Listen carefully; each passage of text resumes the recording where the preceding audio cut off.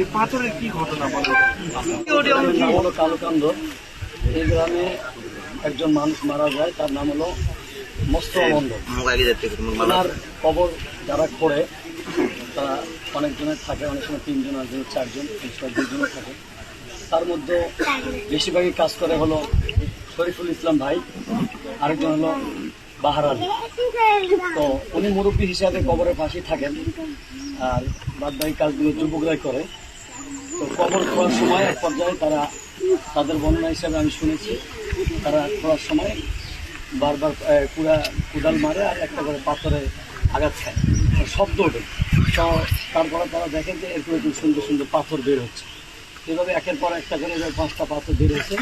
তার পাথরগুলো ওনারা নিয়ে বাসায় গেছেন। তারপরে শুক্রবারে আমাকে মসজিদে এই পাথরগুলো আমার হাতে দিয়েছেন, আমি দেখেছি।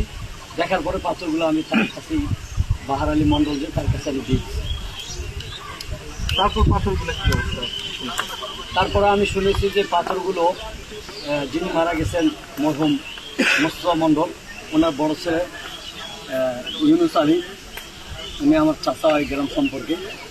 উনি বলছে যে বরাবর এই যে পাথরগুলো পাইছেন আমার বাবার কবরে, এই পাথরগুলো একটু আমার দেন, আমার বাসায় তো আমার ছেলে মেয়ে আছে, আমার ওয়াইফ আছে, আমার মা আছে, ভাইয়েরা আছে, পাথরগুলো একটু দেখাবো।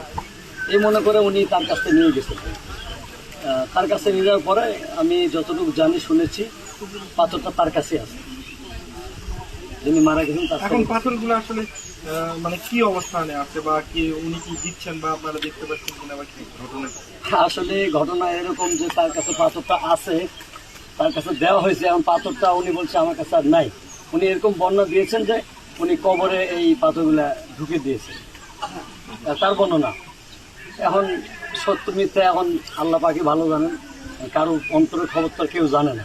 তবে ওনার বর্ণনা হিসাবে উনি বলছে আমি কবরে ঢুকে দিচ্ছি, এরকম।